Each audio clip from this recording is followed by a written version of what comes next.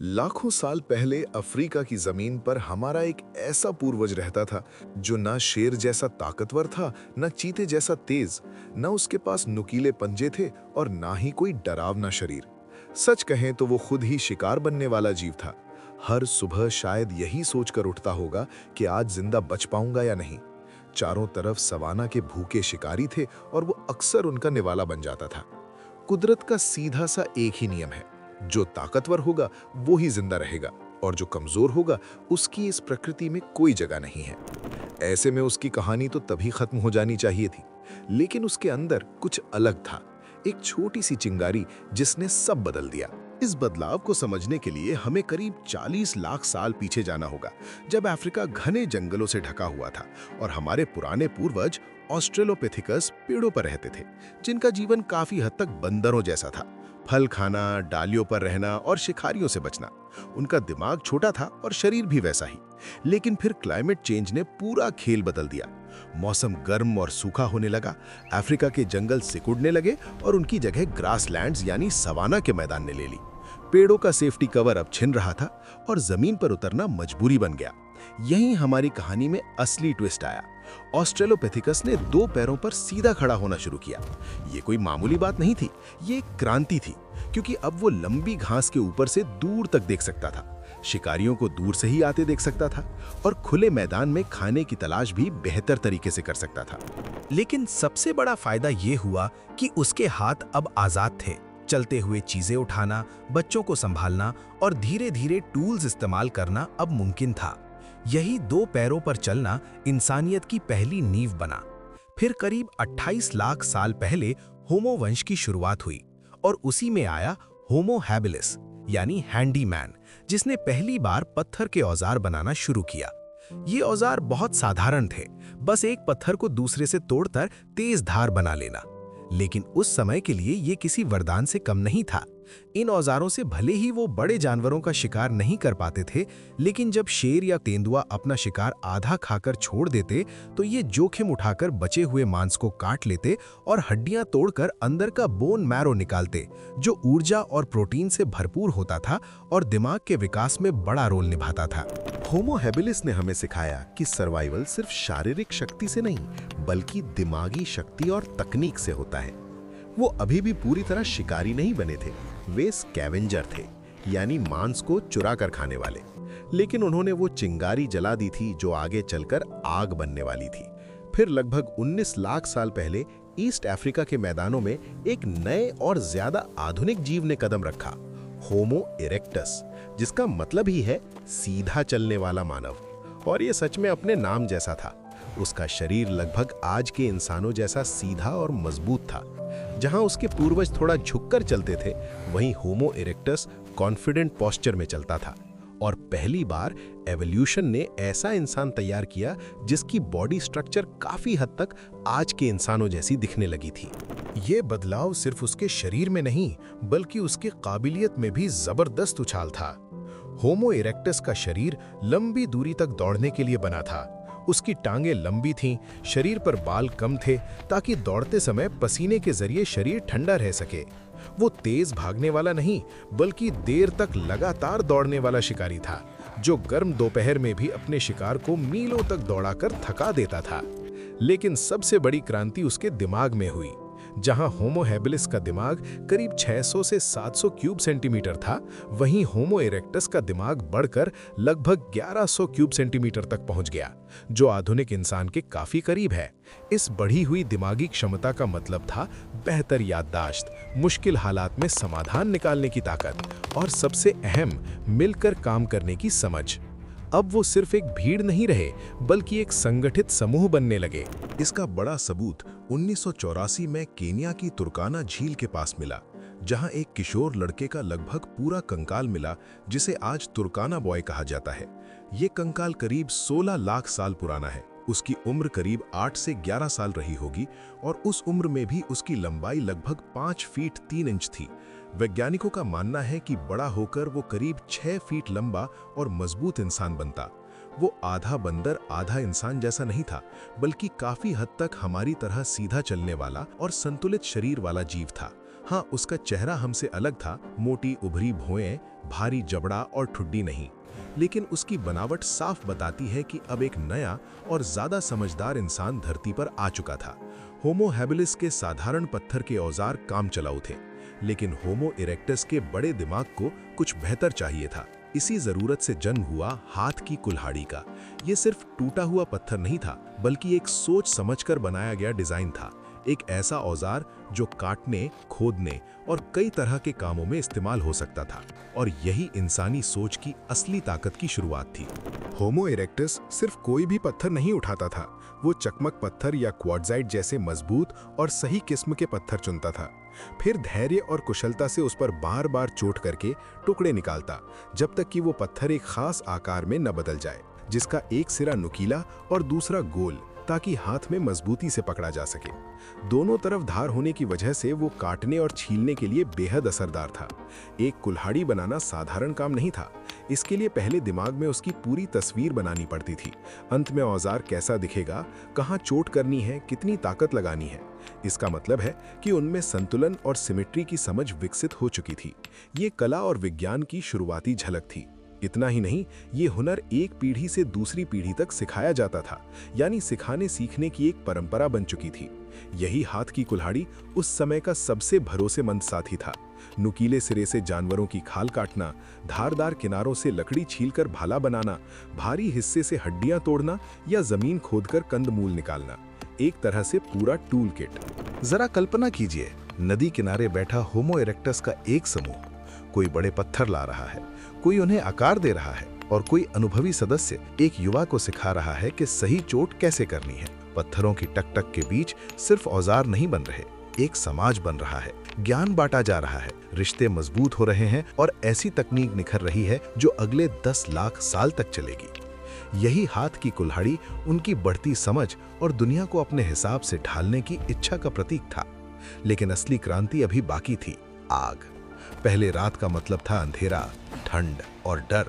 सूरज ढलते ही शिकारी सक्रिय हो जाते थे। आग जंगल में विनाश का संकेत थी, जिससे हर जानवर दूर भागता था। पर होमो इरेक्टस ने उसी आग में अवसर देखा। उसने समझा कि आग से शिकारी दूर रहते हैं, आग गर्मी देती है और आग में पका मांस कच्चे मांस से ज्यादा स्वादिष्ट और शायद ज्यादा सुरक्षित होता है। इन सब अनुभवों को जोड़कर उसके दिमाग में एक साहसी विचार जन्मा, क्या हम इस आग को अपने काबू में कर सकते हैं? शायद शुरुआत एक एक्सीडेंट से हुई होगी। किसी जलते जंगल से उन्होंने एक सुलगती टहनी उठाई हो और उसे अपनी गुफा तक ले आए हों, फिर धीरे धीरे उसे बुझने से बचाना सीख लिया हो। वैज्ञानिकों को इस बात के पक्के सबूत नहीं मिले कि होमो इरेक्टस खुद आग जलाना जानते थे, लेकिन इसके मजबूत प्रमाण जरूर हैं कि वे आग का इस्तेमाल करते थे। दक्षिण अफ्रीका की वंडरवर्क गुफा जैसी जगहों पर करीब 10 लाख साल पुरानी जली हुई हड्डियां और राख मिली हैं, जो साफ इशारा करती हैं कि शुरुआती इंसान अपनी गुफाओं में आग का उपयोग कर रहे थे। आग पर काबू पाना इंसान के इतिहास का सबसे बड़ा टर्निंग पॉइंट साबित हुआ। सबसे पहले मिली सुरक्षा। रात में जलती आग के पास कोई शिकारी आसानी से नहीं आता था। अब अंधेरा डर नहीं बल्कि आराम का समय बनने लगा। फिर मिली गर्मी। ठंडी रातों और बदलते मौसम में आग ने उन्हें जिंदा रखा और इसी के दम पर वे अफ्रीका से निकलकर यूरोप और एशिया के ठंडे इलाकों तक पहुंच पाए। तीसरा बड़ा बदलाव था कुकिंग। एक मजबूत वैज्ञानिक थ्योरी कहती है कि खाना पकाने से हमारे विकास को जबरदस्त गति मिली। पका हुआ मांस नरम, आसानी से पचने वाला और ज्यादा न्यूट्रिशियस होता है। साथ ही बैक्टीरिया भी मर जाते हैं, जिससे बीमारियां कम हुईं। इस एक्स्ट्रा एनर्जी ने उनके बढ़ते दिमाग को और सपोर्ट दिया। और चौथा, आग एक सोशल नेटवर्क बन गई। दिन भर की मेहनत के बाद पूरा समूह आग के आसपास बैठता, खाना शेयर करता, अनुभव बांटता, रिश्ते मजबूत करता। होमो इरेक्टस ने आग बनाई नहीं, लेकिन उन्होंने उसके डर को हराया और उसे अपना साथी बना लिया। वे अब अंधेरे से छिपने वाले जीव नहीं रहे, बल्कि अंधेरे में खुद रोशनी पैदा करने वाले पहले इंसान बन चुके थे। अपने नए औजारों और आग की ताकत के साथ होमो इरेक्टस अब फूड चेन में ऊपर चढ़ने के लिए तैयार थे। वे अब सिर्फ दूसरे जानवरों के छोड़े हुए टुकड़ों पर निर्भर रहने वाले स्कैवेंजर नहीं रहे, बल्कि खुद एक हंटर बन चुके थे। और उनका तरीका बेहद अनोखा था। उनकी सबसे बड़ी ताकत था उनका शरीर, जो लंबी दूरी तक दौड़ने के लिए बना था। वैज्ञानिक मानते हैं कि उन्होंने परसिस्टेंस हंटिंग यानी धीरज के शिकार की तकनीक अपनाई थी, जिसमें वे दोपहर की भीषण गर्मी में हिरण जैसे जानवर का लगातार पीछा करते रहते।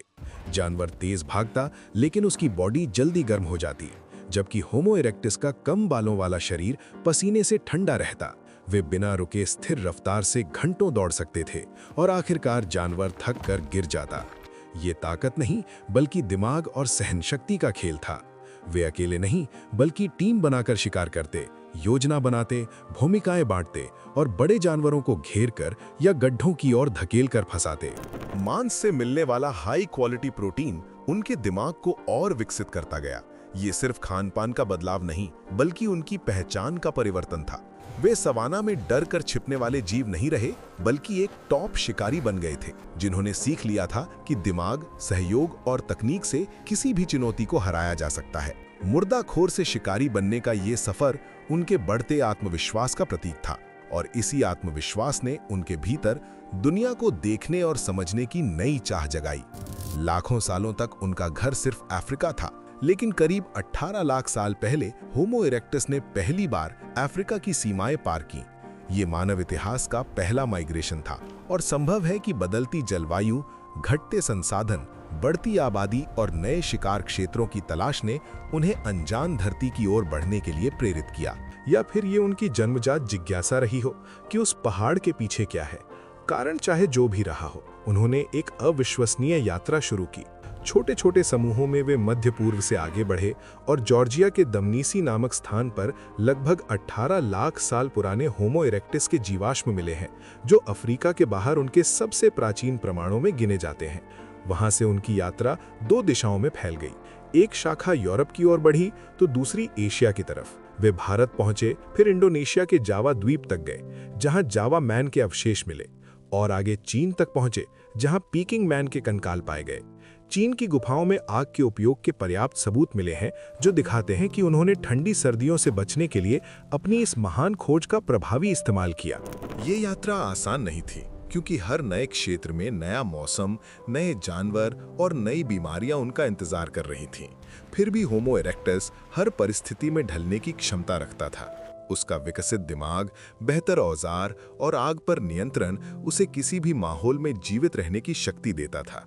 वे केवल स्थान नहीं बदल रहे थे, बल्कि हर नई भूमि को अपना घर बना रहे थे। वे मानव इतिहास के पहले महान खोजी थे, जिन्होंने सिद्ध कर दिया कि बुद्धि और तकनीक के सहारे इंसान किसी एक वातावरण तक सीमित नहीं है और दुनिया के किसी भी कोने में रह सकता है। उन्होंने इंसानियत के कदमों के निशान अफ्रीका से निकालकर पूरी पुरानी दुनिया, अफ्रीका, एशिया और यूरोप में फैला दिए, और उसी रास्ते की नींव रखे जिस पर चलकर आगे हम यानी होमो सेपियंस पूरी धरती पर फैलने वाले थे। होमो इरेक्टस की कहानी कुछ हजार सालों की नहीं, बल्कि लगभग 20 लाख साल पहले उनकी शुरुआत से लेकर करीब 1,17,000 साल पहले तक फैली एक अविश्वसनीय रूप से लंबी यात्रा है, जो किसी भी अन्य मानव प्रजाति से कहीं अधिक लंबी रही। जबकि हमारी अपनी प्रजाति होमो सेपियंस को अभी लगभग 3 लाख साल ही हुए हैं, लेकिन हर कहानी का अंत होता है, और इतने लंबे समय तक धरती पर राज करने के बाद होमो इरेक्टस का दौर भी धीरे धीरे समाप्त होने लगा। उनका अंत किसी एक विनाशकारी घटना से नहीं, बल्कि बदलती जलवायु, संसाधनों की कमी और बढ़ते कंपटीशन जैसी कई वजहों से हुई एक धीमी प्रक्रिया का परिणाम था। क्योंकि अब उनसे अधिक विकसित मानव प्रजातियां उभर चुकी थीं, जैसे यूरोप में निएंडरथल और अफ्रीका में शुरुआती होमो सेपियंस, जिनका दिमाग बड़ा था, औजार अधिक उन्नत थे और जो सामाजिक रूप से भी शायद अधिक संगठित थे। इस नई प्रतिस्पर्धा में पुराना खिलाड़ी धीरे धीरे पीछे छूट गया। इंडोनेशिया के जावा द्वीप पर मिले उनके अंतिम ज्ञात अवशेष संकेत देते हैं कि वो उनकी आखिरी पनाहगाह थी, जहां वे दुनिया के अन्य हिस्सों से अलग थलग रह रहे थे, जब तक कि बदलते पर्यावरण ने उन्हें हमेशा के लिए विदा नहीं कर दिया।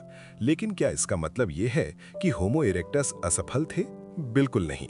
वे मानव विकास की उस सीढ़ी का सबसे महत्वपूर्ण पायदान थे, जिसके बिना हम कभी ऊपर चढ़ ही नहीं सकते थे। वो एक ऐसे पुल थे जिन्होंने हमारे आदिम पूर्वजों को आज के मॉडर्न इंसानों से जोड़ा, और उनकी विरासत आज भी हमारे अंदर कहीं न कहीं जिंदा है। जब हम किसी ठंडी रात में आग के पास बैठते हैं तो अनजाने में उसी पहली खोज की गर्माहट महसूस कर रहे होते हैं। जब हम कोई टूल इस्तेमाल करते हैं तो वो पहली हाथ की कुल्हाड़ी की गूंज आज भी हमारे हाथों में सुनाई देती है। और जब हम किसी नई जगह घूमने या दुनिया देखने का सपना देखते हैं तो हमारे भीतर वही जिज्ञासा जागती है जिसने होमो इरेक्टस को अफ्रीका से बाहर निकलने के लिए प्रेरित किया था। साथ मिलकर काम करना, समाज बनाकर रहना और पका हुआ खाना खाना, ये सब उनकी ही देन है। वो पहले क्रांतिकारी थे, पहले खोज करता थे, पहले सच्चे इंसान। उनकी कहानी अंत की नहीं बल्कि एक अमर विरासत की कहानी है, क्योंकि एक मायने में वो खत्म नहीं हुए बल्कि हम में बदल गए। अगर आपको होमो इरेक्टस की ये यात्रा पसंद आई और आप ऐसे ही हमारे पूर्वजों की रोमांचक कहानियां जानना चाहते हैं तो इस वीडियो को लाइक करें, अपने दोस्तों और परिवार के साथ शेयर करें और चैनल को सब्सक्राइब करना न भूलें ताकि इंसानियत की इस अद्भुत कहानी का कोई भी अध्याय आपसे छूट न जाए। तो ये था होमो इरेक्टस का सफर, अफ्रीका के एक कमजोर जीव से लेकर दुनिया के पहले महान खोजी बनने तक, जो इंसानी हिम्मत, जुगाड़ और दिमाग की ताकत का जीता जागता सबूत है। उन्होंने हमें सिखाया कि असली शक्ति मांसपेशियों में नहीं बल्कि दिमाग में होती है और मिलकर हम किसी भी मुश्किल को पार कर सकते हैं। उनकी कहानी हमें याद दिलाती है कि हम कौन हैं और कहां से आए हैं, क्योंकि हमारी डीएनए और हमारी आदतों में आज भी होमो इरेक्टस की एक झलक जिंदा है। वो हमारे इतिहास के पहले हीरो थे जिन्होंने इंसानियत को सिर्फ जिंदा रहने की जंग से निकालकर तरक्की के रास्ते पर खड़ा किया। उनका सफर भले ही लाखों साल पहले खत्म हो गया हो, लेकिन उनकी जलाई हुई मशाल आज भी हमारे हाथों में रोशनी बनकर जल रही है, जो हमें भविष्य के अनजान रास्तों पर आगे बढ़ने की हिम्मत देती है।